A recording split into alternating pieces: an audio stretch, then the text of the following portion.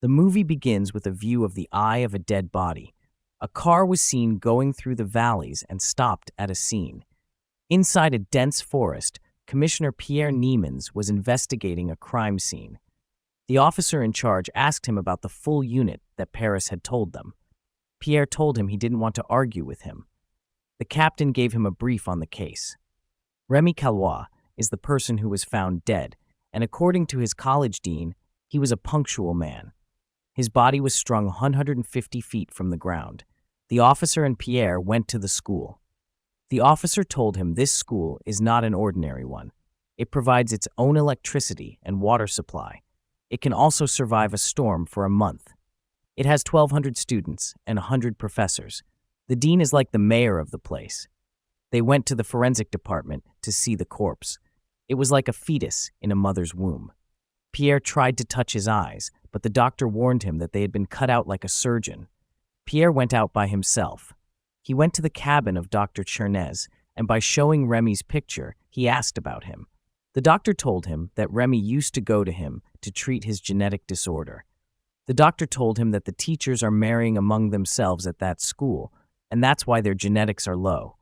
He also told him about other cases like Remy.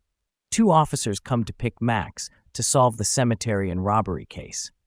Max went to the cemetery and found a grave that someone tried to open, which was of Judith. The caretaker of that place told him this kid's mother was insane, and she told everyone that evil killed her kid. Later they went to a school, as the principal wanted to see them. That woman told Max she didn't know what was wrong, and she didn't find anything missing. Max told her to file a complaint, and while he was going away, he came back and asked her if she knew Judith Herol. She checked documents for him, and the pages were torn. He went to the truck garage and asked about the accident that took place 20 years ago. The manager helped him search past records. The records show the kid. She found a picture from the time of the accident. She was run over by an 80-ton truck. He got the address of her house. Pierre went to the school. He searched for the dean's office. He went through his entire office and asked him to tell about Remy's private life. Remy took over his father's job and was previously a student here. He asked the dean to have a look at Remy's house. He called his son Hubert to show him that.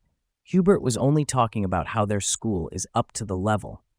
Room number 24 caught Pierre's eye as it was previously used by Remy. He found a book with pictures related to his post-mortem pose.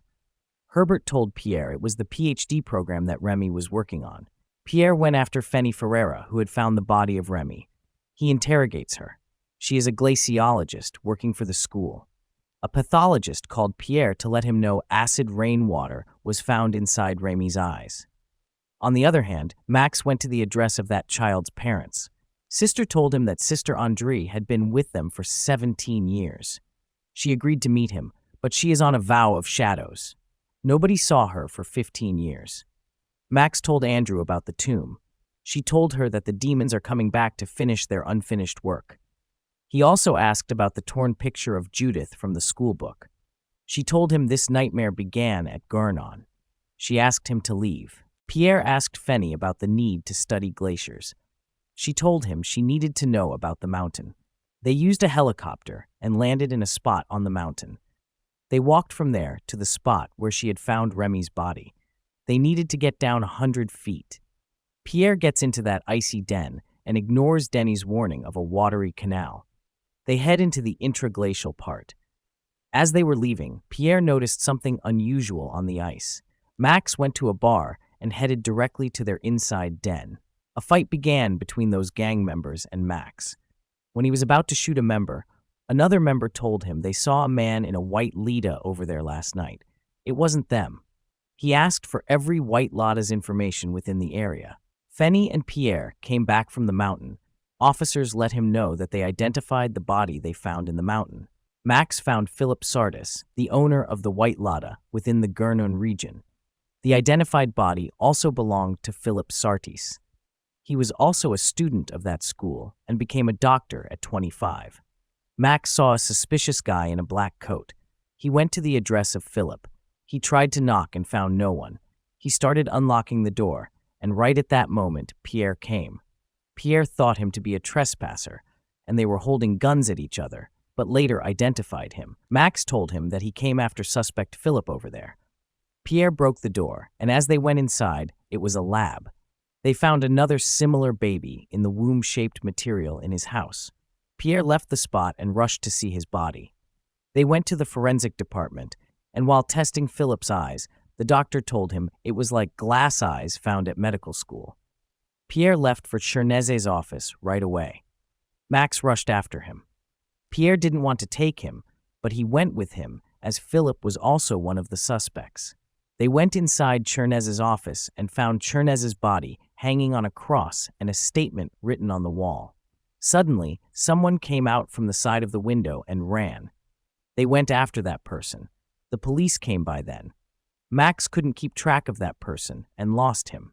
In the office of Chernese's, the cop and forensic department took account of everything and saw the message written in blood that the person would track the source of the Crimson River. They found no criminal match, even from their data, as they tried to match the fingerprint from the gun. Max told them to match it with Judith, and it matched. Pierre and Max exchanged their investigation information. All of the dead ones are related to the dean and that school. Pierre said that he needed to go to see if Judith was actually dead. He went to the police station and found Fenny in front of the stand. She told him that she was being held there by his fellow people for the last 4 hours. He offered to give her a ride. In the car, Fenny told him that she doesn't respect intellectuals much, nor her parents. Max went to the graveyard and dug inside Judith's grave. He opened it and saw the childhood picture of Judith. It was Fenny's childhood picture. Pierre went into Fenny's home.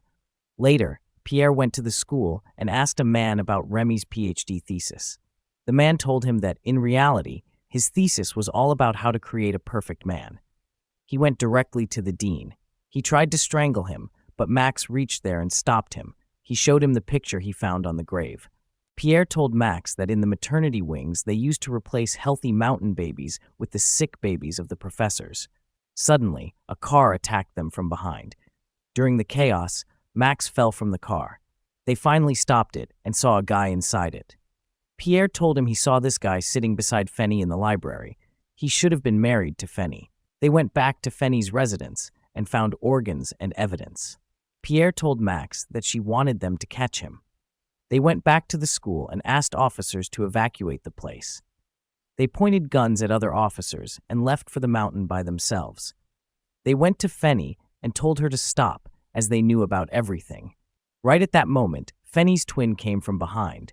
Max asked her about the accident, and she showed him his finger cut. She also told him that their mother planned it all. A fight took place between Max and Fanny's twin. She also ordered Fanny to kill Pierre. Fanny denied, but her twin kept forcing. Fenny shot at her twin while Max shot at Fenny's shoulder to save Pierre. A massive snow explosion took place, which led to the death of Fenny's twin.